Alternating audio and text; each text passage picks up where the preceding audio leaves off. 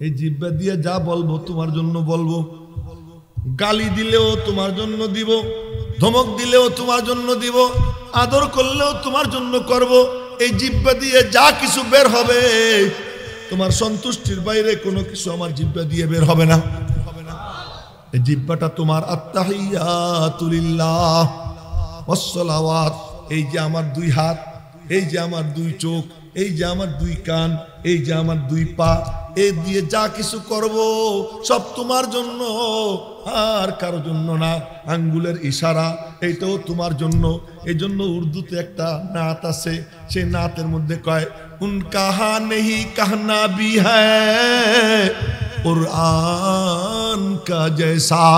উনি হা বললেও কোরআন, না বললেও কোরআন, মাথা ঝাঁকুনি দিলেও কোরআন, আঙ্গুলের ইশারা করলেও কোরআন, হাঁটা দিলেও কোরআন, বসলেও কোরআন, শুয়ে থাকলেও কোরআন। সুবহানাল্লাহ কহেন না। নবীজি বসে আছে, সাহাবীরা নবীজিরে ঘিরে বসা।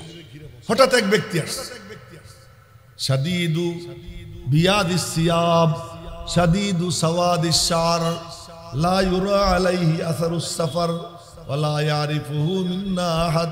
ধবধবে সাদা পোশাক, ঘন কালো দাড়ি, ঘন কালো বাবরি, সবুজ পোশাক পরা এক যুবক আসছে। যুবক এসে বলে কি, আমি আসতে পারি, কাছে আসতে পারি? হাদিস সংক্ষেপ করে শুনে দিচ্ছি, কাছে আসতে পারি? কয় যে আসেন। কাছে যাওয়ার সময় আবু বকরের এক ধাক্কা দেয়, ওমর রে এক ধাক্কা দেয়, আবু জরের ঠ্যাঙ্গের উপরে ঠ্যাং দেয়। আচ্ছা বলেন তো, একটা শিক্ষিত মানুষ হাঁটার সময় যখন এরে ওরে ধাক্কা দেয় কেমন লাগে? সব হা করে রয়েছে, এই করে দেখি। এই করতে করতে কদ্দুর যে আবার বলে কি, আর একটু কাছে আসি, আইসো। আবার কদ্দুর যে আর একটু কাছে আসি, আইসো। যাইতে যাইতে যাইতে যাইতে নবীজির কাছে গেছে, কয় বসি, বসো। বসছে তো বসছে, নিজের দুই হাঁটু নবীজির দুই হাঁটুর সঙ্গে মিশিয়ে দিছে। এই হাদিসের নাম হাদিসে জিবরাইল। এটা লম্বা করে কইতে গেলে এই হাদিস কইতে কমপক্ষে ঘন্টা খানিক লাগবে, কিন্তু তা সম্ভব না এখন। তো কাছে বসছে, কাছে বসছে, হাঁটুর সঙ্গে হাঁটু মিশিয়ে। এরপরে দুই হাত রাখছে কোন জায়গায়? নবীজির রানে।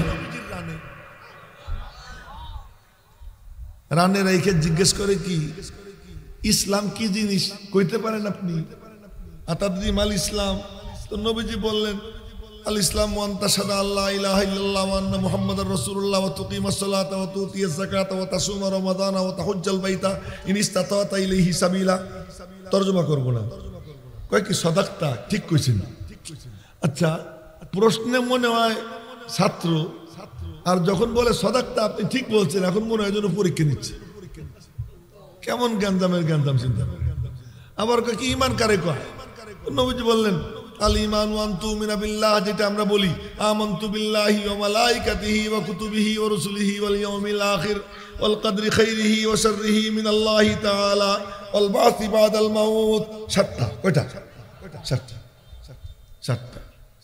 সময় নাই, নইলে কইতাম যে সব কিছুর মূল আল্লাহ। আল্লাহরে টান দিলে হয় দুইটা, লা ইলাহা ইল্লাল্লাহ মুহাম্মাদুর রাসূলুল্লাহ। এটারে টান দিলে হয় তিনটা সূরা ফাতিহার মধ্যে, আল্লাহ, রসুল, আখিরাত। আর এইটারে আর একটু টান দিলে হয় পাঁচটা, কালেমা, নামাজ, রোজা, হজ, যাকাত। এটারে আর একটু টান দিলে হয় সাতটা, এটা হলো ঈমানে মুফাসসাল। এইটাকে আরো টান দিলে হয় ৭৭টা। যেমন রবার আছে না, রবারে টানলে লম্বা হয়, এখান থেকে টান দিবেন এটুক আছে, আরো টান দিবেন এটুক আছে, টানতে টানতে এই পর্যন্ত যায়। ঢিল দিলে একটু ঢিল হয়, আর একটু ঢিল দিলে আর একটু ঢিল হয়, সাইডে দিলে একখানে গিয়ে জমে যায়। আল্লাহ, আল্লাহর থেকে শুরু হইয়া টানতে টানতে টানতে টানতে ৭৭ হয়েছে। আবার যখন ছেড়ে দিবে আল্লাহর কাছে জমে যাবে। মরণের সময় যার জুবান দিয়ে বের হবে আল্লাহ, সব সাথে সাথে আল্লাহর সাথে মিশা জান্নাতে চলে যাবে। তো এখন নবীজি বললেন ঈমান হলো এই ঈমানে মুফাসসাল। কয় যে আখবিরনি আনিল ইহসান, ইহসান কি জিনিস জানেননি? নবীজি বললেন আল ইহসান আন তা'বুদাল্লাহ কান্নাকা তারাহ ফাইন লাম তাকুন তারাহু ফাইন্নাহু ইয়ারাক। ইহসান হলো তুমি ইবাদত করতে সময় মনে হবে ওই যে মালিকের কদম, বুঝে আসে নাকি? ওই যে মালিকের কদম, এই যে আল্লাহ আমার দিকে তাকাই রইছে, আল্লাহ আমার সামনে। হযরত কারি ইব্রাহিম সাহেব রহমাতুল্লাহ আলাইহি নামাজের মধ্যে এমন করতেন, নামাজের মধ্যে এমন করতেন, সালাম ফিরানোর পরে লোকজন ধরছে, হুজুর নামাজের মধ্যে এমন করেন কেন? আর কাছে মনে হয় আর আল্লাহ আর সামনে এসে দাঁড়াই রয়েছে। আমার কাছে নোয়াখালী ভাষা, আমার কাছে মনে হয় আমার আল্লাহ আমার সামনে দাঁড়াই রয়েছে, তাই আমি আমার আল্লাহরে ধরতে যাই, আমার আল্লাহরে ধরতে যাই। ইহসান হলো একে বলে, বলে কি কিয়ামত কবে হবে? নবীজি বললেন তুমি আর আমি দুইজনই সমান, তুমিও জানো না আমিও জানি না, কেউ জানে না, কিয়ামত পর্যন্ত যেই যারে জিজ্ঞেস করবে কেউ জানে না, এর এলেম কেবল আল্লাহ। একটু আলামত কন, কিয়ামতের আলামত। আলামত হলো যে হবে চাকর ও হবে মালিক, আর যার হওয়ার কথা মালিক ও হবে চাকর। যার হওয়ার কথা ছিল সমাজ পরিচালনাকারী সে হবে চালিত, আর যার হওয়ার কথা ছিল সমাজে পরিচালিত হবে ও হয়ে যাবে চালক। পয়সা দিয়ে এমপি গিরি কিনবে, কি দিয়ে কিনবে? দস্তখত করার মতো সামর্থ্য নেই, কিন্তু এমপি টাকা দিয়া টিকিট কিনে। আর সম্মানী একজন মানুষ পথে ঘাটে তারা লাঞ্ছিত অপমানিত করে, উনি এসে প্রধান অতিথি দাঁড়াই যায়, বাবারে বাবা, কি ইসলামের জ্ঞান দেয়, কি দেয়? ইসলামের জ্ঞান দেয়। মাথার থেকে পা পর্যন্ত কোনো ইসলামী নেই, হে এসে কি করে? ইসলামের জ্ঞান। নবীজি বললেন এইটার ব্যাখ্যা করতে গেলে, সত্যি বলতেছি, কমপক্ষে 1.5 ঘন্টা দরকার এই হাদিসের ব্যাখ্যা করতে। এ সম্ভব না, এখন এ সম্ভব না। এই পয়লা বলে কি আচ্ছা তাহলে আমি যাই, তো চলে গেছে।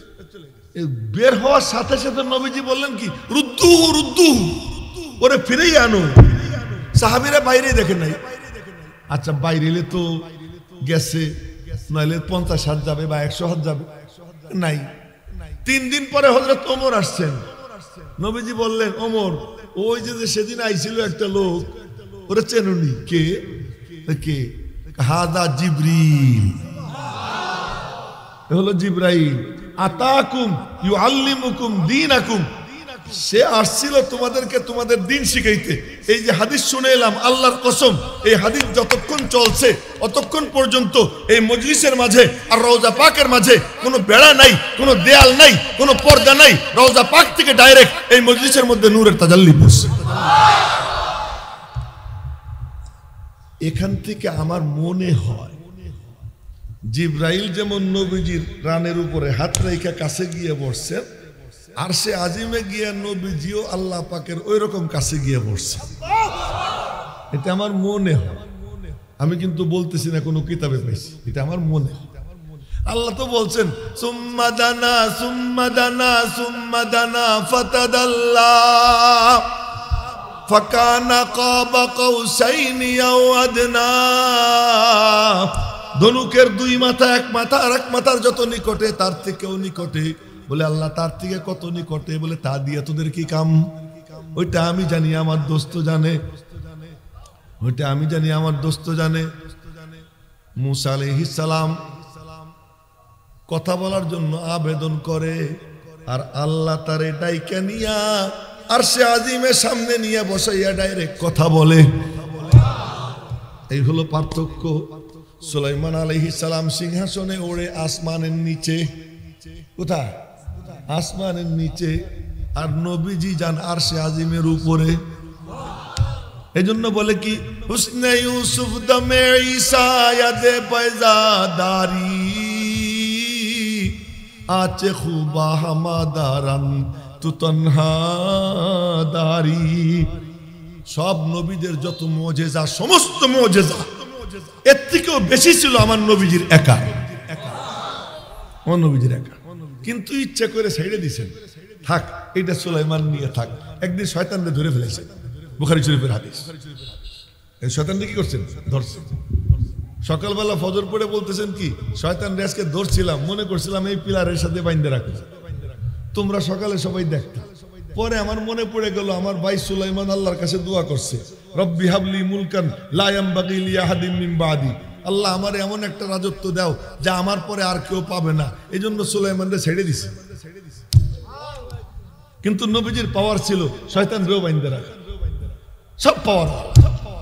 ওখানে আল্লাহ পাক নবীজিরে নিয়া কি বলছেন, আসসালামু আলাইকা আইয়ুহান নাবিয়্যু।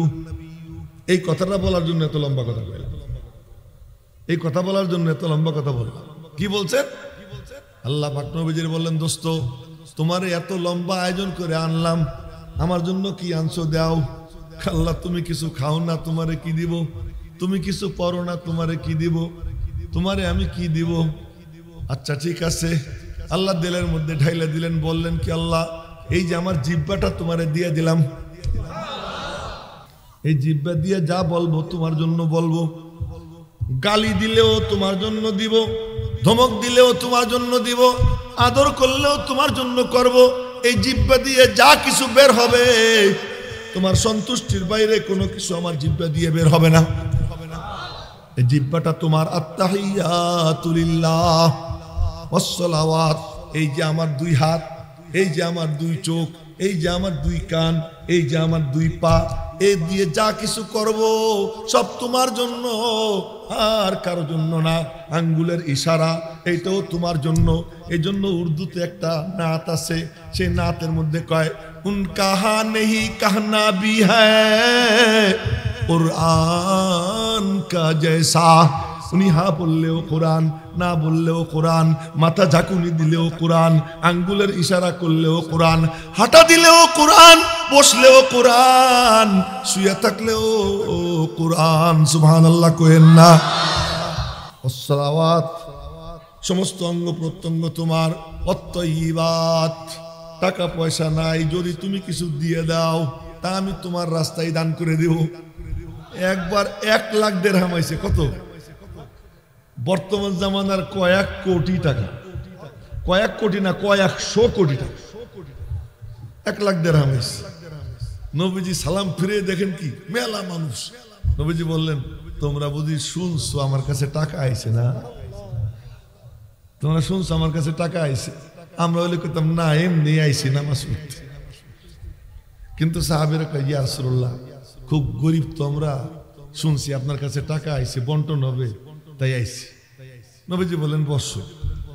বন্টন শুরু করলেন। বন্টন করতে করতে পুরো 1 লাখ পুরা বন্টন করে, বন্টন কইরা চাদরটারে ঝাড়া দিয়া এরপরে গলায় পেঁচাইয়া এরপরে ঘরে ঢুকছে। রুমে ঢুকে বলেন, আয়েশা, জি ইয়া রাসূলুল্লাহ, খিদা লাগছে, ঘরে কিছু আছে? খিদা লাগছে, ঘরে কিছু আছে? আয়েশা বললেন, না ঘরে তো কিছু নাই। আগের তো বলতে 1 টাকা রেখে দিতাম। আচ্ছা ঠিক আছে, খাবার যখন নাই তাহলে রোজা রেখে দিলাম। এরকম আত্তাহিয়াতু লিল্লাহ, সমস্ত জুবানের কথা তোমার জন্য, অঙ্গ প্রত্যঙ্গের আমল তোমার জন্য, সম্পদ তোমার জন্য।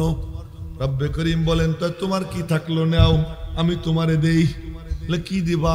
এই যে আল্লাহ দেয়, আসসালামু আলাইকা আইয়ুহান নাবিয়্যু, সালাম তোমার উপর হে নবী। বিশেষ করে তোমাকে সালাম দিলাম। রহমাতুল লিল আলামিন বলেন, মালিক সালাম তুমি শুধু আমারে দিলা, আমি তো তোমার কাছে আইছি, কিন্তু আমার উম্মতি যারা তোমার কদমে সিজদা দিবে ওদের কি হবে? তুমি অনুমতি দাও, সালামটা ভাগ করে নেই। আল্লাহকে অনুমতি দিলাম। নবীজি বলতেছেন, আসসালামু আলাইনা ওয়া আলা ইবাদিল্লাহিস সালিহিন। কিয়ামত পর্যন্ত যারা নামাজ পড়বে, কিয়ামত পর্যন্ত যারা নামাজ পড়বে, আল্লাহ পাকের পক্ষ থেকে সে সালাম প্রাপ্ত হয়ে যাবে। দুনিয়াতে যে সালাম পাবে, আখিরাতেও সালাম পাবে। দুনিয়াতে সালাম পাবে, আখিরাতেও কি সালাম পাবে। এজন্য আখিরাতে যাওয়ার পরে বলবে সালামুন আলাইকুম তিবতুম ফাদখুলুহা খালিদিন। সালাম সালাম সালাম, ঢোকো ঢোকো ঢোকো, সালাম পাবে আর ঢুকবে। আসসালামু আলাইকা আইয়ুহান নবিয়্যু